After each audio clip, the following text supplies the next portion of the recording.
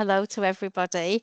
So again, thank you very much for joining us as we talk through the impact of trauma, and we're going to try and do our very best to do that in 30 minutes. So we'll obviously be doing a very high level overview and touching on that. As a result of that, there may not be as much opportunity as certainly myself and Gemma would like to be able to take any questions. So please do pop anything into the chat, because we will definitely look at that moving forward. Okay, so my name's Janet King. I'm the Sector Manager for Education and Childcare here at NCFE, and I'm joined by Gemma McGregor, and Gemma is our Product Development Officer. Hi, Gemma. Hi, everybody. Lovely to see you. Yes, I'm the Provider Development Officer for Education and Early Years at NCFE. I've probably met some of you before, but if I haven't, it's nice to see you here this afternoon. Thanks, Janet. Thank you. Okay, so I'm going to turn my camera off and away we go. Okay, so let's start by thinking about the outcomes of the session. We're going to discuss the definition of trauma. What do we mean by trauma? And explore the concept of trauma through a person-centered lens. How does it, how could it, how may it affect individual people? And investigate what we can learn from neuroscience to inform our practice. So let's begin by thinking about what we know and what the relevance is in terms of neuroscience to our understanding. So trauma, in its most simplistic definition, arises from fear. A fear that may be instigated through experience, but one which is powerful, overwhelmingly powerful, influencing how we behave, how we approach and view things, how we feel, and how we respond. Our experiences and our disposition then are intrinsically linked, and the engine to help us to understand how trauma influences and impacts our brain and what we need to know to be able to appreciate this in others, as well as regulate for ourselves. The charity Mind defined trauma as very stressful, frightening, or distressing events that are difficult to cope with or out of control. Now, we're all likely to experience an event in our own lives that can be considered traumatic, but we won't all be affected by trauma, of course, in the same way. Mind go on to tell us about different types of trauma: childhood trauma, collective trauma, secondary trauma, generational trauma, moral trauma, and racial trauma. In this very short session, we will focus on childhood trauma. So let's look at what's happening in the brain. The brain controls everything: body processes, thinking and learning, movement, health and well-being, emotions, memory, and behavior. Those cells within the brain are the building blocks of all living things, joining together with cells within the brain to join together to make a structure. We have different types of brain cells, but the most common type we talk about is called a neuron. And the brain is made up of about 85 million neurons, very specialized cells. The neurons connect together, with the average brain having 100 trillion connections. One neuron might connect to many other neurons, and neurons connect to make pathways through the brain. The brain is a collection of lots of different brain networks. Some pathways are strong, like a motorway through the brain, where others are new and difficult to travel through, like a footpath through a jungle. For example, learning something for the first time, learning to ride a bike or do division in maths. It can be difficult. The more you practice, the easier it gets, the path to the motorway through the brain. We hear of the term plasticity. It can change shape. Some parts of the brain can get bigger, other bits smaller. New neurons are made. The neurons can grow and new connections are made. And those connections can be lost.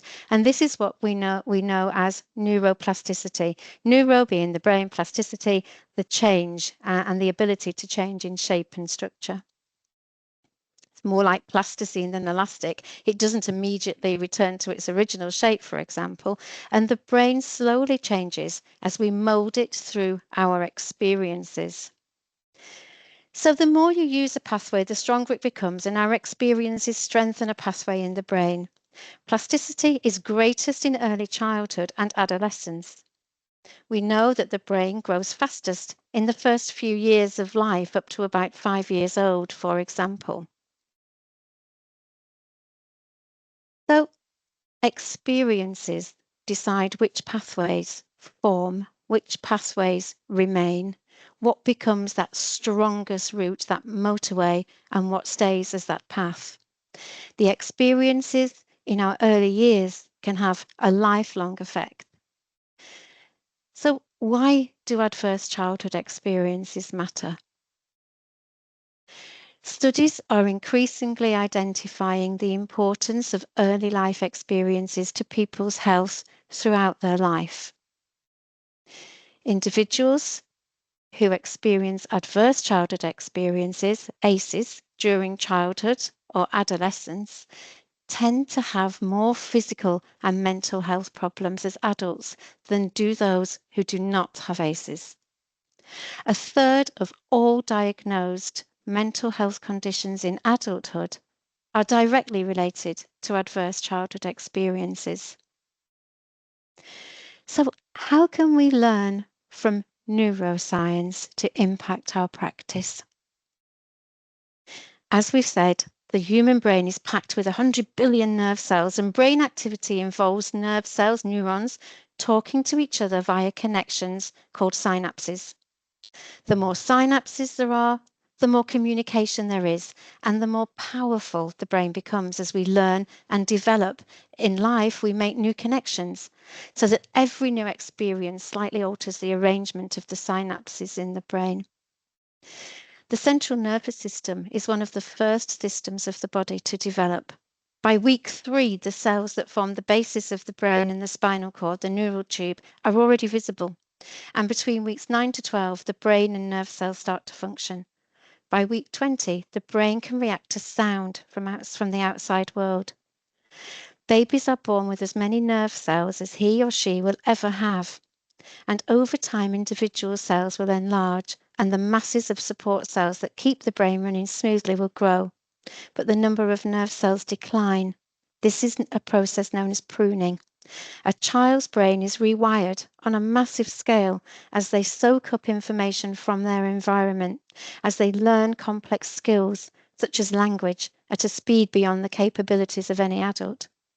By the age of 7, brain cells undergo a process of myelination, a process which acts to fix nerve pathways in place, and in so doing restricts their capacity to change and to adapt. And this is all very relevant, of course, to how individuals respond and react to trauma.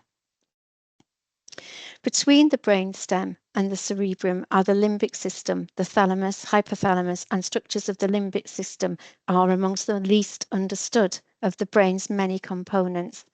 And yet these are what influence our deepest urges and most basic instincts. These structures provide a link between the unconscious processes performed by the brainstem and the conscious activities of the cerebrum. They are involved in those more primitive aspects of being human. Emotions, fear, basic survival drive, learning, and memory. Information from the senses floods into the thalamus, filtering relevant information to the cerebrum, and this helps to turn conscious decisions into reality. The hypothalamus links the brain with the body's hormone system, and the amygdala lies next to the hypothalamus. This structure helps to produce feelings of fear and apprehension. It also works in conjunction with the hippocampus to link and store memory and emotion. When we feel stressed or threatened, We release hormones, cortisol and adrenaline. And the crucial thing to remember here is that this simply happens when we are triggered, when a similar situation or feature of a traumatic experience presents. It is a natural response to help prepare for what the brain detects as danger. The effects of trauma include headaches, aches and pains, tiredness, changes to diet, memory loss, dizziness, sweating, and these can manifest as flashbacks, panics, disassociation or a sense of numbness, sleep problems, self-neglect, self-harm, alcohol and substance misuse, panic attacks, and even suicide. So let's just take a moment to look at how we could shape an early brain. We've just learned that all of those things are happening the fastest in those first 5 years and again through to adolescence. How do we shape the early brain? Now, the SEEN project has got some really useful resources around this and things that you could refer to. But I just want to show you this model because I thought this model was quite a very straightforward one and something nice illustration to be able to talk through. So they talk about shaping the early brain through being engaged, being attentive, being present, and that quality interaction. So the way that this illustration models that through healthy home, communication, using learning for everyday experiences, playful learning, children's interests, and here the example is storytelling, for example, and books.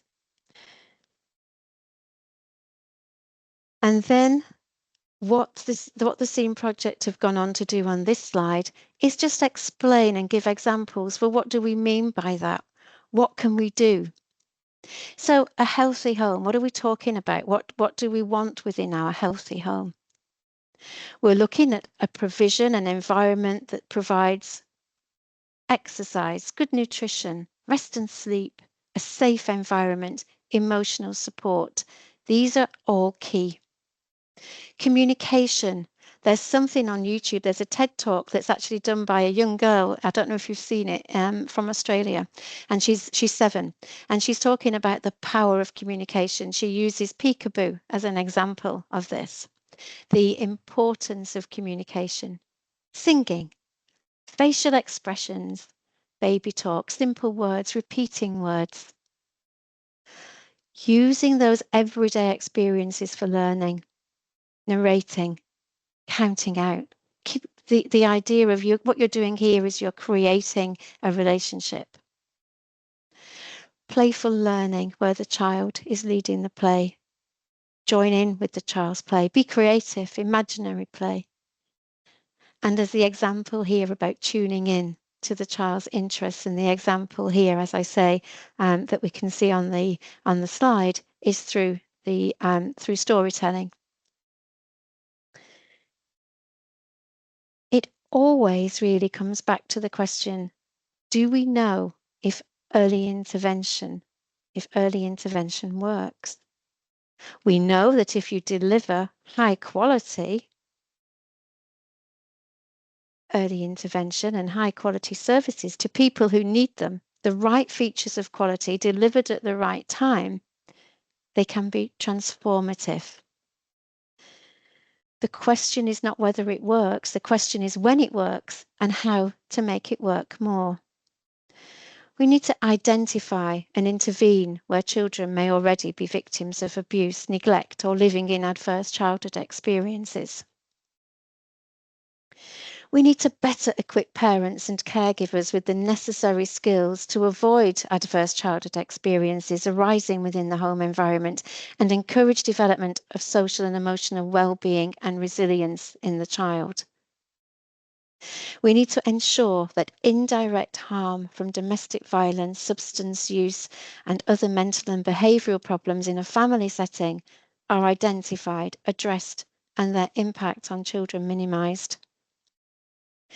delivery of key messages throughout the child's first 7 years of life from conception, so that families are supported to make long-term health-enhancing choices. Promotion of bonding and attachment to support positive, good parent-child relationships, resulting in secure emotional attachment for children. The promotion of positive maternal and family emotional health and resilience. Mental well-being is all about feeling good and functioning well. We all have mental health, and we can all do simple things to look after it. Did you know that around 40% of our mental well-being, for example, is down to the choices we make and the actions we take? We all face difficulties, don't we, at some time in our lives? Every time we learn a new skill, face a new situation, deal with conflict, experience loss or disappointment. However, some people have more than their fair share of challenges, whether that's through bullying, abuse, poverty, other tragic circumstances. And we need to listen, to observe, to care, and to appreciate trauma for what it is, an absolute brain-changing fear response, and do all that we can to support a healing brain. Now, it's interesting to look at our increasing statistics around suspensions. I'm going just bringing us back into an educational environment, thinking about children and young people, and thinking about the link between suspensions and exclusions and persistent disruptive behaviour, and the link then with persistent disruptive behaviour and trauma. So there were 263,904 suspensions in spring 22-23. An increase compared to both the autumn term of 22-23, when there were 247 suspensions, and the previous spring term, 21-22, when there were 201,000 suspensions. And suspensions are typically higher in autumn term than in spring and summer. So spring 22-23 is a change from that trend and the highest recorded number of termly suspensions. Now, children suffering from trauma are likely to have trouble focusing. They're likely to have trouble thinking things through, and we need to tune in and give positive attention. For a lot of children, trauma is experienced through ongoing exposure throughout their early years: abuse, neglect, homelessness, domestic violence, violence within communities. This trauma is often masked through that disruptive behaviour. The reality is that these children are in pain, and they will need a lot of support to form relationships with professionals and develop their own strategies to be able to regulate, to build trust, to feel a sense of belonging, to feel a sense of acceptance and positive regard. Calm environments are conducive for self-regulation. We know this. Of course, we need to stay calm. We need to show empathy. We need to validate children and young people's feelings and help children to be able to select calming strategies that work for them, so that they can remain in control and adapt to their environment. Professionals working with children and young people are responsible for supporting them towards opportunities for co-regulation. And all strategies must embrace qualities of emotional intelligence, remaining perceptive to the needs of children and young people, remembering that these triggers are something that are out of their control. These are biological responses that the brain is bringing forward. We need to be committed to creating a calm, inclusive environment. Now, this is something that nobody can do or manage on their own. Absolutely not. And there are many models in education that talk about a whole school approach to trauma. I just want to share with you on this next slide one such model, which is from the Anna Freud Center, that talks about 5 steps It's a 5-step framework and a useful introduction here. So we have got a little bit of time, so I'm just going to play this if I can.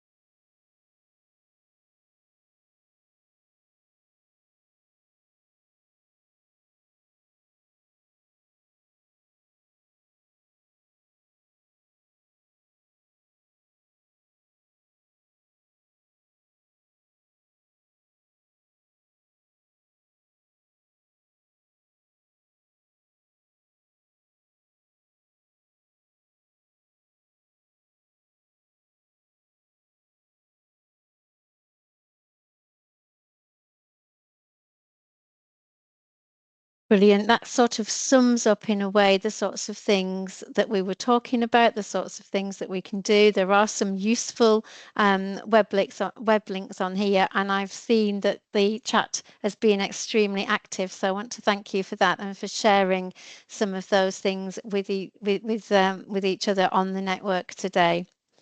So we are in a situation where I'm going to read that again. The reason for the increase in suspensions, and they continue to increase, is persistent disruptive behaviour.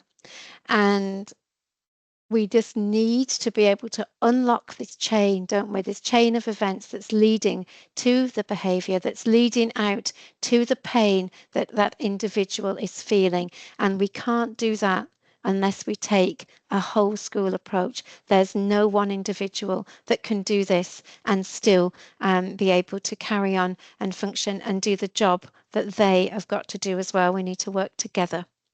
So I hope it's been useful to look at the biology of this. And I actually think for older children, it's going to be useful to be able to actually appreciate and acknowledge what's going on in the brain, and even maybe show through diagrams and talk about these changes, that actually this is why we sometimes feel the way we do.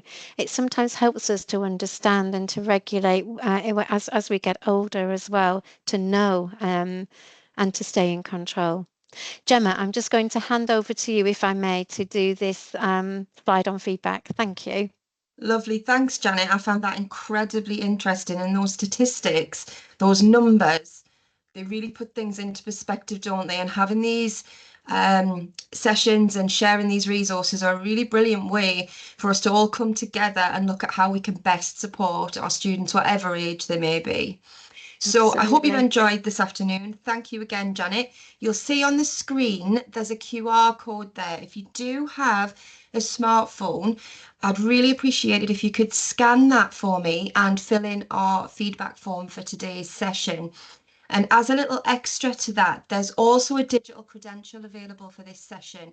So when you get through to that form, you can request to receive the digital credential. If you can't scan the QR code, I've just popped a link into the chat where you can fill it in there too. Digital credentials will be sent out to you, but we need your permission in order to share your data to do that.